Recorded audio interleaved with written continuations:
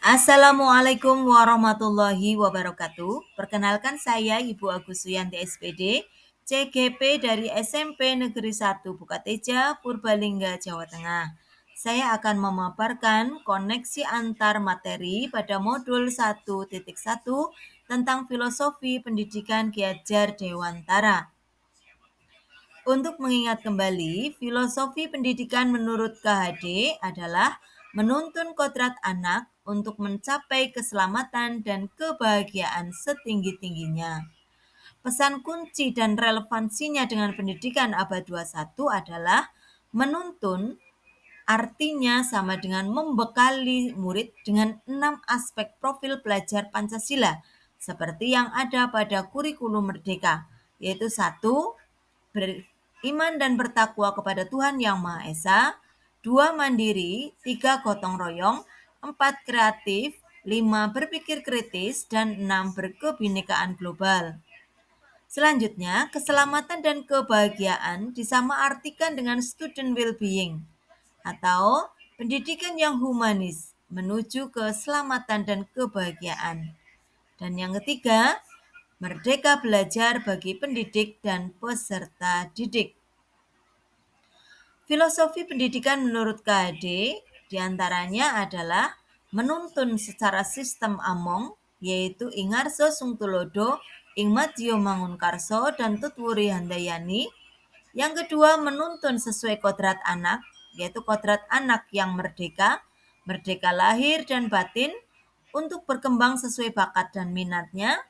Yang ketiga, menuntun kodrat anak, yaitu kodrat anak yang suka bermain. Harapannya, bermain menjadi bagian dalam proses pembelajaran. Yang keempat, menuntun dengan budi pekerti. Artinya, pendidik mencipta karsa rasa untuk melahirkan budi pekerti atau karakter pada diri murid.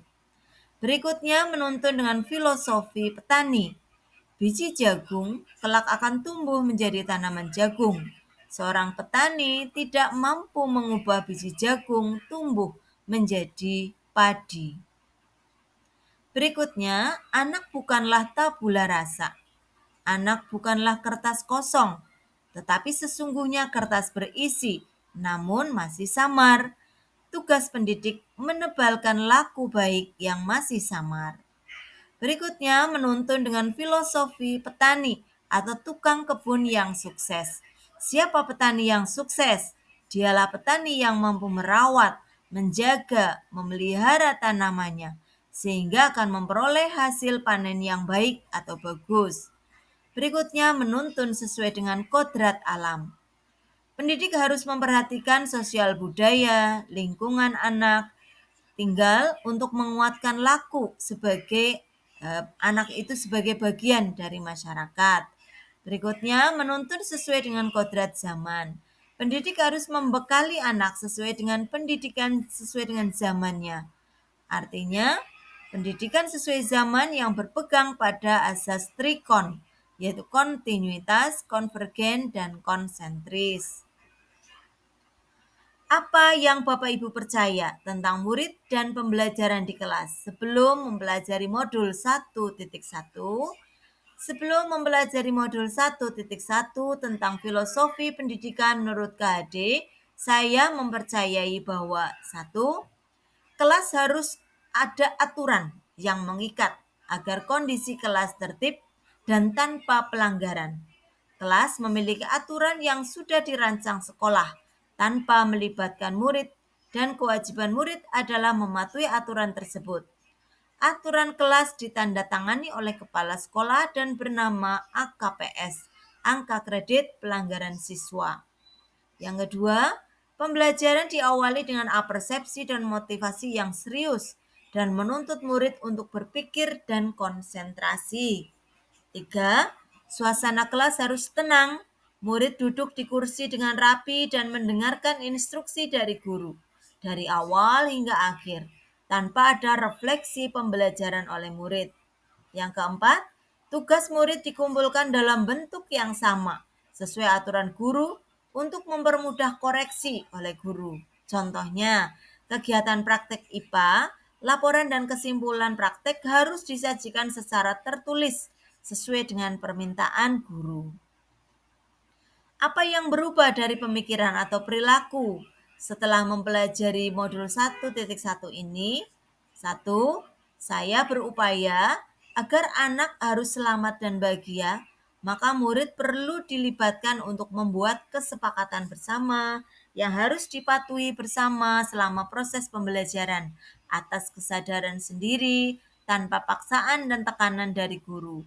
Murid bahagia untuk mematuhi aturan kelas yang sudah dibuat bersama teman lainnya. Yang kedua, kodrat anak adalah bermain. Maka, persepsi dan motivasi untuk menuju ke inti pembelajaran disajikan dengan permainan yang interaktif dan mengedukasi. Tiga, suasana kelas harus aktif, tidak harus tenang, diam, kondusif. Guru memfasilitasi anak untuk maju menjelaskan atau presentasi, maju menuliskan jawaban, menggambar, dan ada refleksi di akhir pembelajaran. Yang keempat, tugas murid dikumpulkan dalam bentuk yang berbeda, sesuai bakat dan minat dalam bentuk tertulis, baik gambar atau video atau audio atau peta konsep, intinya sesuai dengan minat dari murid. Pertanyaan yang C, apa yang segera Bapak Ibu terapkan lebih baik agar suasana kelas mencerminkan pemikiran Ki Hajar Dewantara? Saya, satu, membuat aturan kelas secara bersama sebelum pembelajaran dimulai. Dengan cara diskusi bersama membuat aturan kelas. Dua, persepsi dan motivasi pembelajaran dilaksanakan dalam bentuk permainan, yaitu permainan gerak badan sesuai instruksi, kamu dengar dan kamu lakukan. Yang ketiga, suasana kelas tidak tegang selama pembelajaran. Murid aktif, presentasi, dan menyajikan kegiatan belajar dan disediakan pertanyaan untuk refleksi di akhir pembelajaran. Yang keempat, tugas murid disajikan berbeda, diberi kebebasan sesuai bakat dan minat murid, yaitu tertulis atau presentasi, maju atau gambar, atau video, atau audio, atau peta konsep. Demikian kesimpulan dan refleksi serta implementasi pemikiran Ki Hajar Dewantara dalam kelas saya. Terima kasih. Wassalamualaikum warahmatullahi wabarakatuh.